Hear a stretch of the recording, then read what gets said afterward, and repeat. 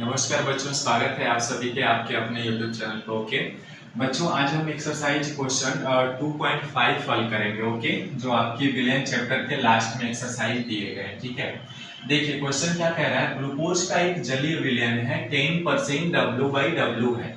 इसका मतलब ये हुआ बच्चों कि 100% सॉल्यूशन में है ना एक विलयन तैयार किया गया और उस 100 ग्राम विलयन में 10% जो है वो ग्लूकोज उपस्थित है ना। यानी पानी है और ग्लूकोज है, इन दोनों को मिला करके 100% बनाया गया। ठीक है, 100% में 10 ग्राम आपका ग्लूकोज है तो पानी कितना बचा? 90 बचा, है ना।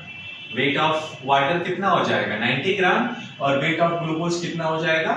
10 ग्राम। ठीक है, 10% वेट बाई वेट का मतलब ये है, यानी 10% glucose is present in 100 gram solution of water। Clear है? ओके, आगे बढ़ते हैं। विलयन की मोलरता तथा विलयन में प्रत्येक घटक का मोल अंश क्या है?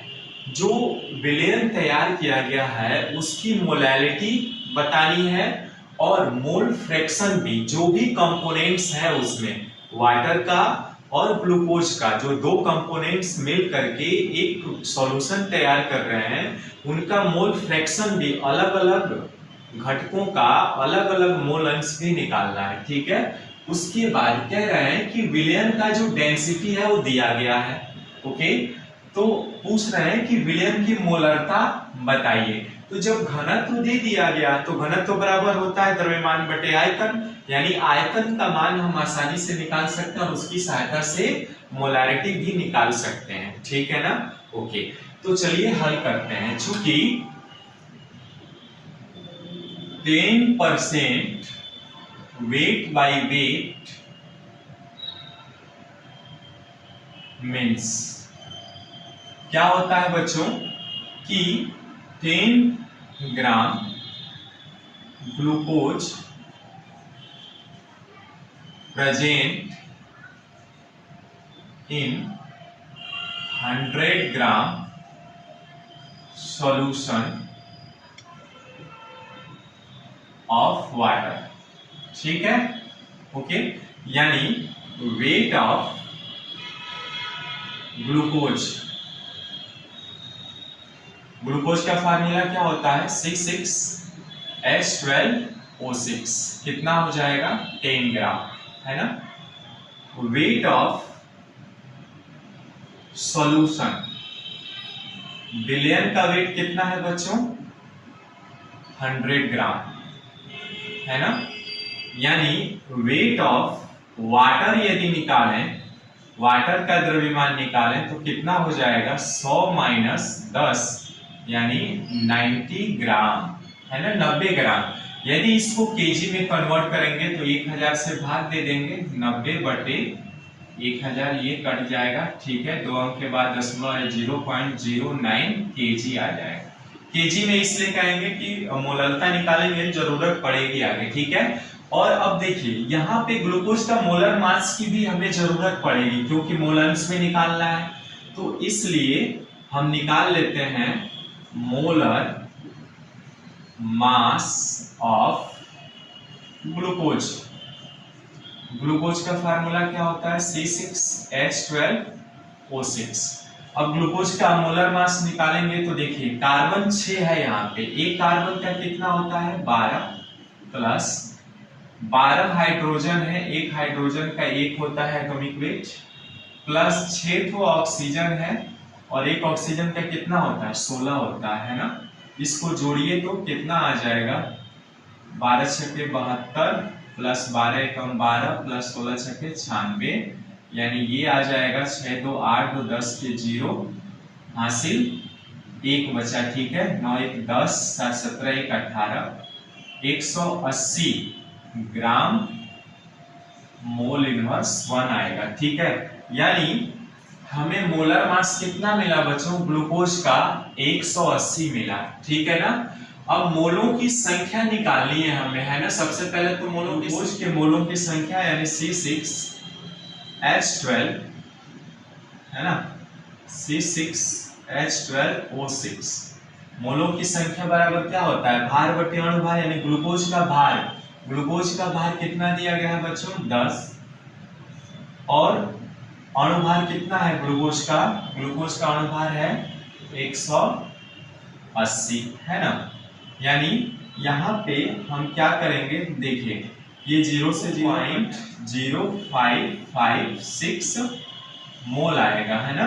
जब 10 में 180 से भाग देंगे आप तो 0.0556 मोल आ जाएगा, ठीक है। किसका निकाल लिया आपने, ये किसका हुआ आपका, ये है ग्लूकोज के मोलों की संख्या, है ना। अब ग्लूकोज के मोलों की संख्या यदि आपने निकाल लिया तो वाटर के भी मोलों की संख्या निकालनी होगी ना बच्चों, यहाँ पे, है ना। तो वाटर का हमने मोलर मास नहीं निकाला था, है ना, यानी मोलर मास ऑफ वाटर।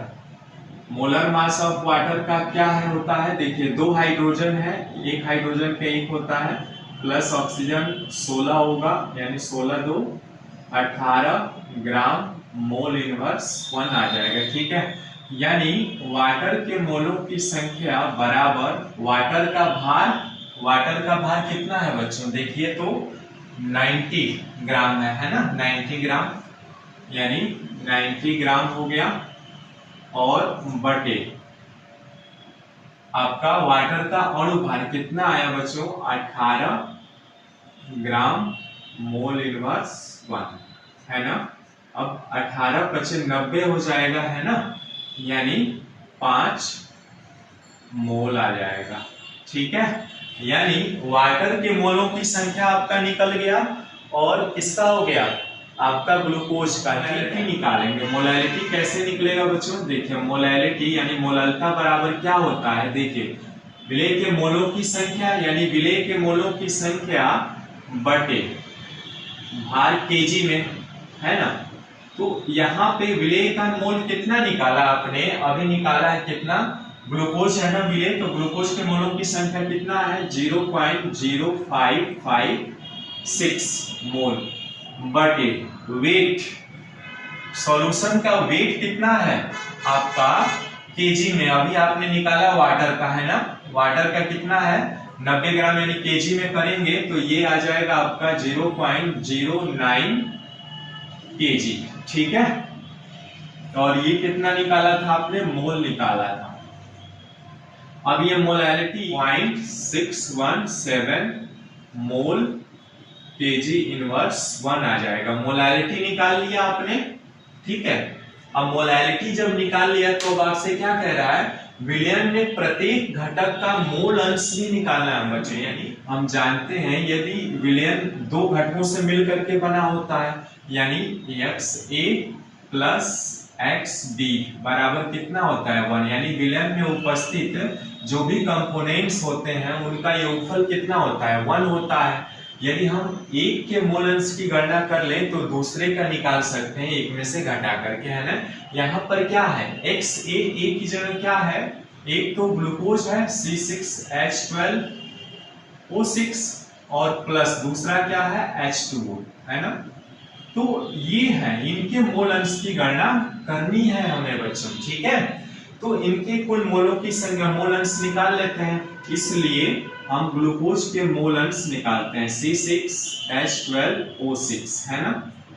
निकालेंगे इनका ग्लूकोज के मोल अंश बराबर क्या होगा, ग्लूकोज के मोलों की संख्या यानी X ग्लूकोज के मोलों की संख्या यानी NC6H12O6 बटे ग्लूकोज के मोलों की संख्या H12O6 प्लस पानी के मोलों की संख्या H2O, है ना।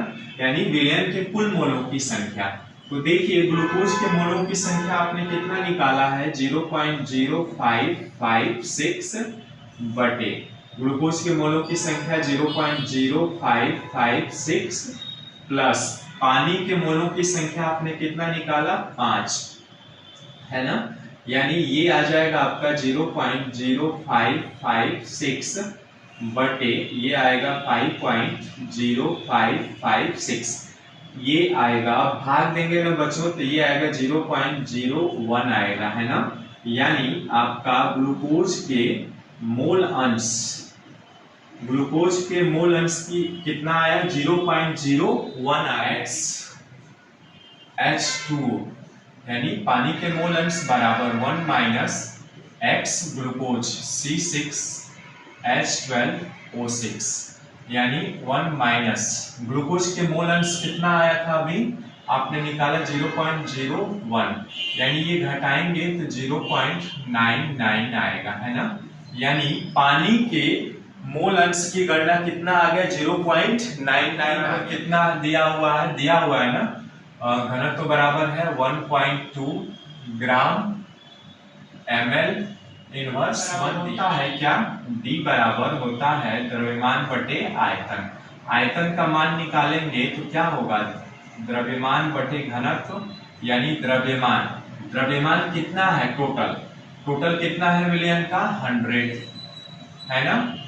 और घनत्व कितना है, 1.2 ग्राम ml इनवर्स 1, और ये है ग्राम में, है ना। ये आएगा बच्चों, आप जैसे ही भाग देंगे इसमें तो 83.33 ml आएगा, ठीक है। अब ये चूंकि मिलीलीटर में आया, हमें मोलैरिटी निकालनी है ना, तो लीटर में चाहिए, तो 1000 से भाग देंगे ना 0.0833 लीटर आ जाएगा, है ना। 1000 से भाग दे देंगे तो लीटर में कन्वर्ट हो जाएगा, यानी इसमें भाग दें 0.0833 लीटर हो जाएगा, ठीक है। अब आइए, अब क्या निकालना है हमें, मोलैरिटी, है ना। मोलैरिटी कैसे निकालेंगे, मोलैरिटी का फार्मूला होता है ना, मोलों की संख्या बटे आयतन लीटर में। अब क्या निकाला है, 0.0556, है ना, मोल, और आयतन कितना निकाला आपने, 0.0833, है ना, लीटर। अब इसमें भाग दीजिए तो आएगा 0.667 मोल प्रति लीटर। यही हमसे पूछा था बच्चों, मोलैरिटी क्या होगी, मोलर्स भी निकाल लिया हमने, मोललता भी निकाल लिया, ठीक है। तो इस तरह से बच्चों आप आसानी से इसको हल कर सकते हैं, ठीक है। मिलते हैं फिर नेक्स्ट वीडियो में एक नए प्रश्नों के साथ। नमस्कार।